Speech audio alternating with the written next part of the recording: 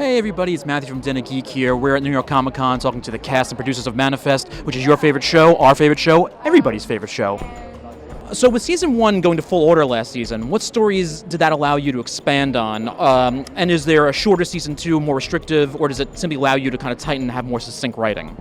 Right, so last year we had 16 episodes, and it allowed us to, delve a little bit more into the relationship side of the show.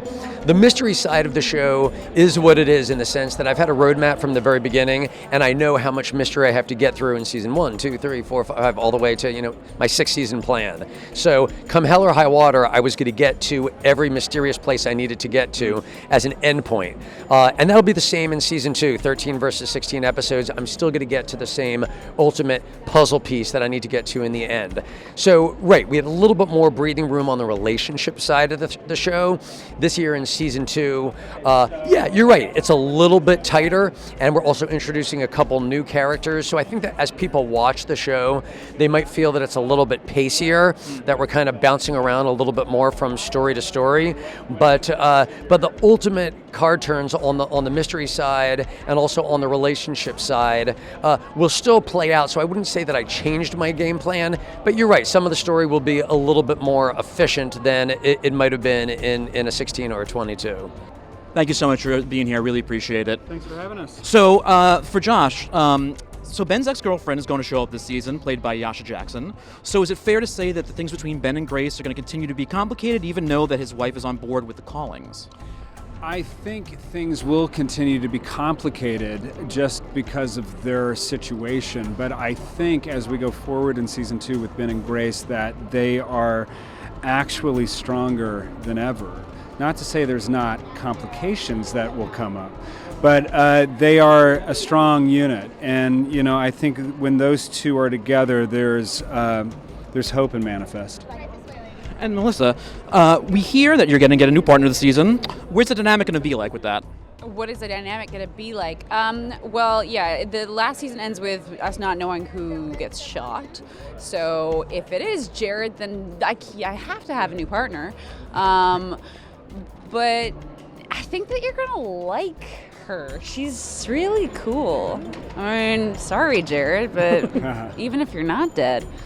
So now that we know Olive is good at solving puzzles, will we get to see her on duty with the callings more often in Season 2, or does she have her own stuff to worry about?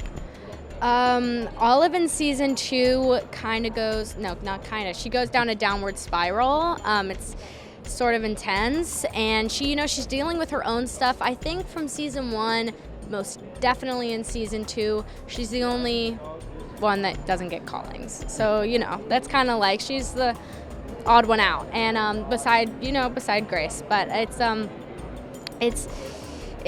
lot, and she's definitely on solving puzzles. There's a huge puzzle that is revealed that we just shot. It's super exciting. Secretive too, I imagine. Super secretive. Cannot say anything because it's massive, but it's so exciting. Very exciting. And for Cal, he's a lot more so than the others realized early on the potential lifespan issues and the time limit that everybody was going to be under. How much do the writers kind of let you know ahead of time about that so you can put it into your performance? He definitely gets them a lot more earlier than the other people on 828. So I guess he gives them like a warning, like, hey, we're all going to die. Yeah. You're kind of like the ringleader of it all. Yeah, you definitely. I'm the holy grail. Yeah. So Grace is finally in the know about the callings for Season 2. What will change about her approach to Ben's shenanigans this year?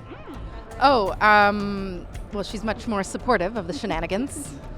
She takes part in some of the shenanigans. It's a very different dynamic between Ben and Grace. I mean, I feel like that was kind of the biggest conflict, was about like, what are you doing? Like, we have a family, why are you endangering them?